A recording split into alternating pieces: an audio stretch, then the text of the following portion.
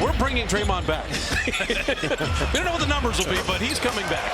LeBron James believes Anthony Davis has officially taken over as the face of the franchise in LA. On Media Day, LeBron said, AD is the face. You look at all these retired numbers that surround this facility, all these greats that have come here, and AD is one of them. So I want to respond to where I believe Anthony Davis fits in the Laker regime in a second. But what I first want to do is acknowledge the hard work that LeBron has put in with his relationship with Anthony Davis. Let's take a step back. If you remember around 2017, 2018, Kyrie Irving wanted to trade out of Cleveland.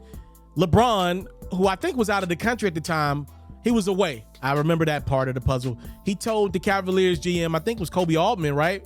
He said, yo, I understand Kyrie's unhappy, but let him come back to training camp. Let me deal with the unhappy Kyrie Irving.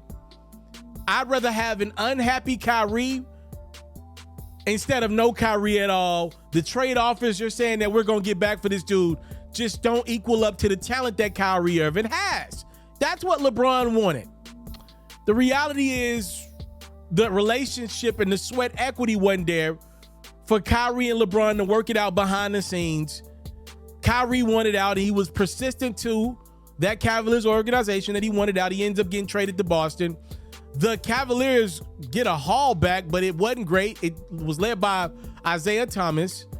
That Cavs team, if I remember correctly, they started out pretty slow. LeBron goes on to have an incredible run to end that season, right? But the reality is the Cavaliers were never really a championship contingent team outside of LeBron playing at maybe arguably the greatest we ever seen anybody play in that 2018 postseason run. They really never had a chance outside of expecting LeBron to be the second coming of Jesus Shuttleworth. Seriously. So LeBron, who knows how important it is to have a great co-star, no disrespect to Kevin Love, but what worked in Cleveland was all about the greatness at the top, that 1-2 punch in LeBron and Kyrie. LeBron knows, okay, I'm dealing with younger guys than me. I'm the oldest guy in the league right now. Everybody that I have as a co-star in my career, they're younger than me. Heck, I'm getting close to the point where some of my teammates are now younger than my oldest son. So if you're LeBron, he understands how relationships matter. The one thing that I did not like about LeBron's relationship with Kyrie was he couldn't help himself in post-game interviews, pre-game interviews, whenever you talk to LeBron, when he referenced Kyrie, it almost was like kind of a subconscious type thing. It felt like he would always call Kyrie the kid. Y'all remember that, right? Like every time LeBron referenced Kyrie, who could have went out and scored 40, 50, LeBron would be like, the kid is just really good. The kid is just, yo, I'm a grown man is what Kyrie's saying. Like, yo, LeBron, nobody was calling you a kid when you were 24, 25, 26 years of age. You were a man at that point, a grown young man. Stop calling me the kid. That was cool when you first got back to Cleveland, you know, but we won a championship together in 16. I'm a man, bro. Respect my growth. And I just feel like subconsciously LeBron always looked at Kyrie as little bro. What I love about what LeBron has done with Anthony Davis is he's tried to make sure AD feels closer to him as possible, right? Because if you look at Kyrie and Anthony Davis's ages, they're around the same age, right? They're around the same age. If Kyrie maybe he's older than AD, it's close. It's really close, right? I don't know it off the top of my head. I know AD is 30. I don't know what age Kyrie is specifically, but it doesn't feel like LeBron has ever tried to little bro AD. In fact, we've seen the opposite. LeBron has went out of his way to try to give AD his jersey. It appears AD didn't want the dang thing, and now LeBron's back on the 23 wave. He's went out of his way to say great things about AD, even when a lot of us believe AD probably deserves some tough love from LeBron with all these damn injuries that he's had. LeBron's been 35, 36, 37, 38 playing with AD, and there's no reason why Anthony Davis, who was in his 20s most of that time, should be as injured as LeBron, if not more injured than LeBron, with all that man has given the game of basketball. Pretty much spent a decade in the finals straight, while Anthony Davis was watching LeBron from the house because his team went in the playoffs. So I feel like LeBron's went out of his way to not little bro AD. You ain't never heard him call AD the kid. You've never heard that. And I respected the work that LeBron has put in. And I think calling AD the face of the franchise and just taking that love and the respect and trying to build AD up more and more, as we know, it clearly seems like AD needs to be built up, right? The reality is, though, nobody in Laker Nation believes that, because LeBron James got to understand this. With his brand, there are oftentimes things that he can micromanage. They can control narratives with the LeBron James brand. The Lakers are bigger than the LeBron James brand, or have been bigger, at least historically. They were here before. They'll be here after. And LeBron's got to realize he can't control what fans see day in and day out.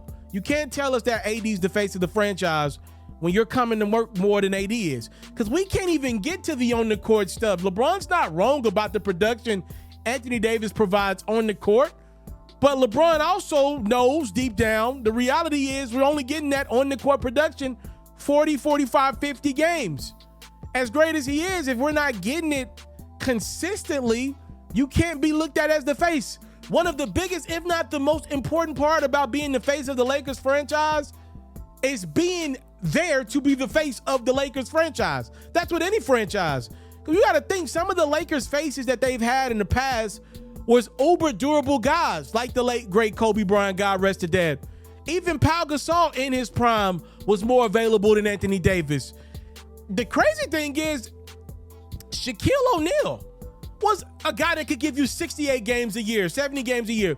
And the thing with Shaq, it was like, he wasn't injury prone in his prime with the Lakers. Like, if he missed some games, he'll miss a few games here and there, but more times than not, Shaq was available. And this was a dude that was banging and banging down low night in and night out of his career. He had nowhere near the skill set that AD has, which presumably can give AD some breaks and allow his body to not be as banged up as a Shaquille O'Neal. So what I'm telling you is, like, LeBron can say AD's the face of the franchise all he wants. The proof is in the pudding, baby.